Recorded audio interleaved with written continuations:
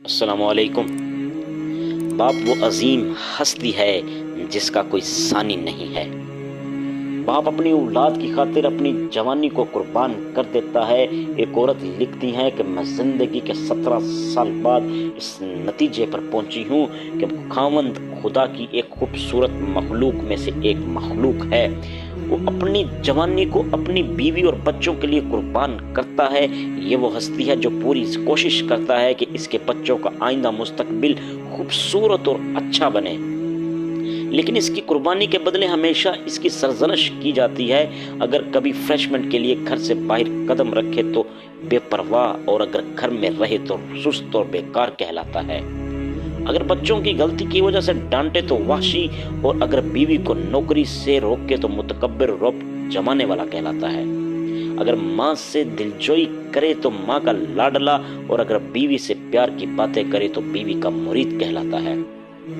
اس کے باوجود بھی باپ اپنے بچوں کو ہر اعتبار سے خود سے زیادہ بہتر دیکھنا چاہتا ہے۔ باپ وہ ہستی ہے جو اپنے بچوں سے نا امیدی کے باوجود بھی عشق کرتا ہے۔ وہ ان کی بہتری کے لیے دعا کرتا ہے۔ باپ وہ ہستی ہے جو اپنے بچوں کی اذیتوں کو برداشت کرتا ہے۔ جب وہ اس کے قدموں پر قدم رکھ کر کھیلتے ہیں، اور جب وہی بچے بڑے ہو کر باپ کے دل پر قدم رکھتے ہیں تو باپ کا سینہ پھٹ جاتا ہے۔ باپ وہ ہستی ہے جو اپنی بہترین ثروت بلکہ جو کچھ اس کے پاس ہے اپنی اولاد کے لیے بخش دیتا ہے۔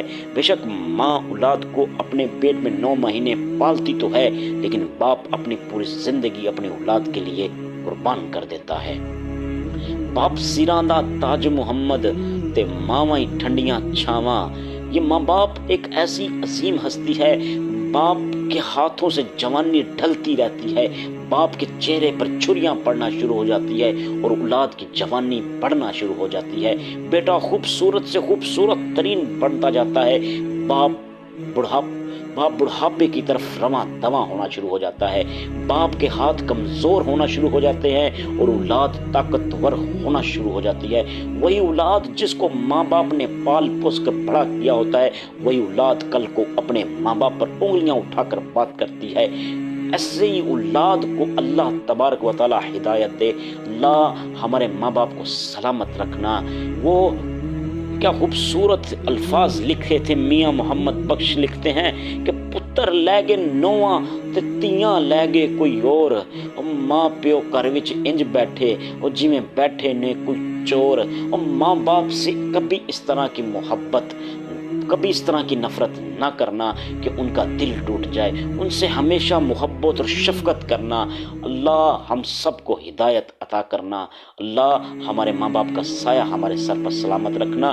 ان کے زندہ رہنے تک ان کو ایک پلیٹ کھانا لازمی دینا۔ جب ان کا اس دنیا سے رخصت ہو جائے، ان کے بعد ان کی خاطر ان کے نام پر دیگے بانٹنے کا کوئی فائدہ نہیں۔ اگر وہ تمہارے پاس ہوتے ہوئے وہ بھوکے رہ جائیں تو تیری بعد میں بانٹی کے دیگیں تیرے کسی کام کی نہیں۔ اللہ ہم سب کو ہدایت دے، آمین یا رب العالمین۔